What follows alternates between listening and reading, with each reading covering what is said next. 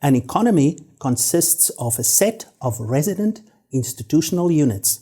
So, the public sector, which is part of the domestic economy, consists of resident institutional units.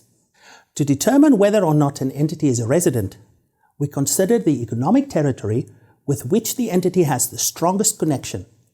In other words, where it has its center of predominant economic interest. Non-residents are units that are resident in any other economic territory. For convenience, they are referred to as the rest of the world or the external sector. The economic territory is not always the physical boundary of a country. All general government units are residents in their own country, regardless of their physical location. This means that territorial enclaves such as embassies, military bases, and scientific stations are residents of their own country and not the country in which they are located.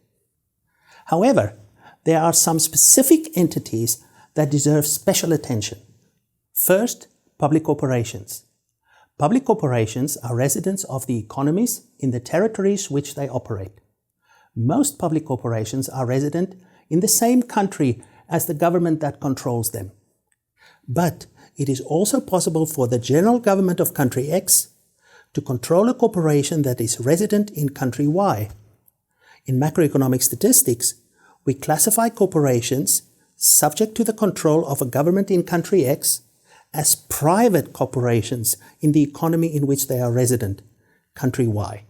Second, special purpose entities, or SPEs, brass plate companies, and shell companies. The residence of an SPE is the economy in which the entity is legally established. If there is no legal incorporation, the residence is the economy where the entity is legally domiciled. The exception is that we reflect in GFS and PSDS the fiscal activities of a non-resident, government-controlled SPE. Third, international organizations. If international organizations have the characteristics of institutional units, then these organizations are not considered residents of any national economy, including the country in which they are located or conduct their affairs. This is because of the special nature of these organizations.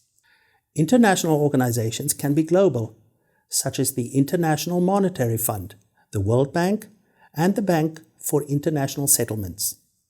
Or they can be regional, such as customs unions, economic unions, monetary and currency unions, and supranational authorities. Fourth, regional enterprises. Regional enterprises, such as an airline, are owned by two or more governments and operate as market producers.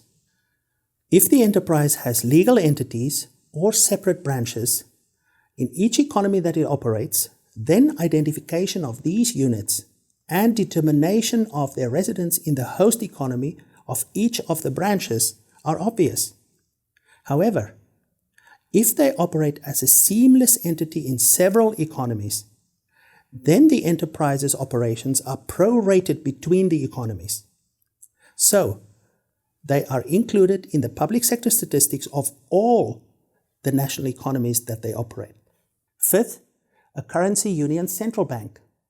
A currency union central bank is an international financial organization that acts as a common central bank for a group of member countries, such as the European Central Bank.